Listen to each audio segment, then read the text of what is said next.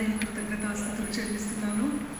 మరి ఈ చోట మున్నంగి వంశీకులందరూ కూడి ఉండడం అనేది చాలా ఆనందకరమైన విషయం.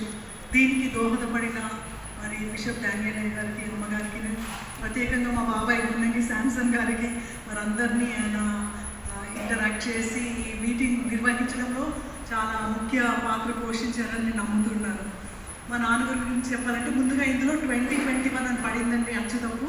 సో 2001లో చనిపోయారు. ఒకటి మీరు కొంచెం గుర్తు చేసుకోనండి. డాడీ మాస్టర్మణి గారి దగ్గర చేశారు. అందులో మాస్టర్మణి గారు పుస్తకం సుమార్చన అనే పాటల పుస్తకానికి డాడీని ప్రవేశిక రాయమన్నారు, అంటే పీఠిక. ఆయన పాటల గురించి డాడీని రాయమని చెప్పారనమాట అండి. దాంట్లో ఒక్కటి మాత్రం నేను అది చెప్తాను, మీకు చదివి వినిపిస్తానంటే మా మాస్టర్మణి గారే గొప్ప కవి. ఆ కవి గారి గురించి మరి డాడీని రాయమనడం అనేది అది చాలా గొప్ప ఆధిక్యత.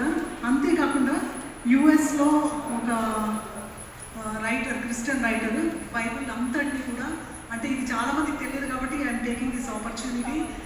మరుగున పడిపోయాడు మా డాడీ. యాక్చువల్గా అయితే నేను చెప్పాలంటే because of there was no technology in those days.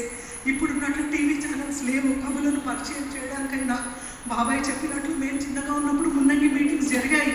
నేను అటెండ్ అయ్యాను, నాకు గుర్తు. అంతే. ఆ తర్వాత this is the first time. ఎప్పుడు మేము బాధపడుతూ ఉంటాం. మా నాన్నగారు రాసిన రచనలు కానివ్వండి, నాన్నగారిని గురించిన సంగతులు కానివ్వండి మరుగున పడిపోయాయి అన్నప్పుడు తిరిగి ఇలా మా డాడీని గుర్తు చేసుకోవడం, మీ అందరి మధ్యలో, మనందరి మధ్యలో ఇలా నిలబడము చాలా సంతోషం అనిపిస్తుంది. నేనైతే చాలా ఎమోషనల్గా, హ్యాపీనెస్, ఎమోషన్, దుఃఖము, అన్ని సంతోషం అంతా కలగలిపిపోయిందన్నమాట. అయితే ఈ విధంగా డాడీ మాస్టర్మణి గారి దగ్గర రాశారు. అండ్ యుఎస్ ఒక రైటర్ బైబిల్ని, అంటే ఆది కాండము 2 సెంటెన్స్లో రాయాలి. He has written like that in English. ఆయన ఆది కాండము, నిర్గమకాండం వాటన్నింటినీ రాశారు. అదేవిధంగా తెలుగులో ఎవరు చేస్తారన్నప్పుడు ఇంటింటి సువార్త వాళ్ళు మరి బిఏ ప్రతాప్ కుమార్ గారు డాడీకి అవకాశం ఇచ్చారన్నమాట. సో డాడీ అది కూడా చేశారు, ఆ బుక్ని కూడా ట్రాన్స్లేట్ చేశారు. ఆది కాండం 2 వచనాల్లోనే మొత్తం ఆది కాండాన్ని, నిర్గమకాండం 2 వచనాలు లెక్క. ఆఫ్టర్ దట్ అధ్యాయం మొత్తంలో ఒక అధ్యాయం 2 వచనాలుగా ఆ బైబిల్ అంతా చేశారనమాట. ఇలా డాడీ చేసినవి చాలా సాహిత్యపరమైనవి చాలా ఉన్నాయి. మంచుకు నేను ఒకటి మీకు చదువుతానండి. మాస్టర్మణి గారి సుమార్చన పుస్తకంలో డాడీ నడిపించు నానా గురించి ఏం రాశారో నేను చదువుతాను. నడిపించు నానావా నడి సంద్రమున దేవా అన్న గీతం ఆధ్యాత్మిక లోతుల్లోని రమణీయ రత్నాల రాశులను అన్వేషించడంలో ఆత్మ పరీక్షకు పురికొల్పేదిగా ఉంది.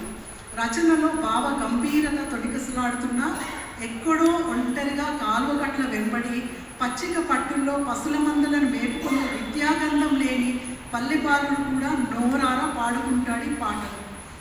ఇది కొంచెమే చదవాలండి. ఇలా చాలా డాడీ రాసినవి చాలా ఉన్నాయండి. అంటే మాస్టర్మణి గారు ఏంటండి, లేకపోతే మరి ఇంకొకటి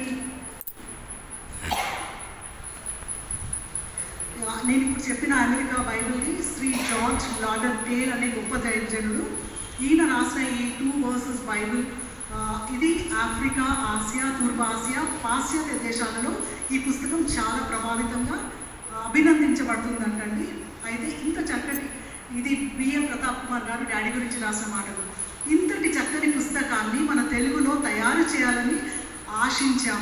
అన్ని విషయాల్లోనూ ఇంగ్లీషు మాతృకను సరితూకంగా తెలుగులో ఎవరు చేస్తారని ఆలోచించినప్పుడు నా సాహితీ మిత్రులు తెలుగు కవిత్వంలో అపూర్వ ప్రతిభావంతులు, మధుర కవిచంద్ర బిరుదాంకితులు శ్రీ మున్నంగి క్రీస్తుదాసు కవి కన్నా మిన్నయైన వారెవ్వరూ నా తలంపుకు రాలేదు. వీరు ఎంతో శ్రమించి సూత్ర, ఛందస్సు, యతిప్రాసల నియమ నిబంధనలతో శబ్ద శ్రావ్యానంద ముందర సుందర సుమధుర అంత్యప్రాసలతో అపూర్వ ఆధ్యాత్మిక గేయాలుగా మలిచారు.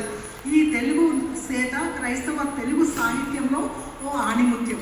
ఇంతే కాకుండా ఆ రెవరెండ్ ఆచార్య ఆర్ఆర్ సుందరరావు గారు, మీరు అందరికీ పెద్దకి తెలిసిండొచ్చు, వారు తెలుగు కవులందరి గురించి రాసిన పుస్తకంలో కూడా మరి డాడీ గురించి రాశారు.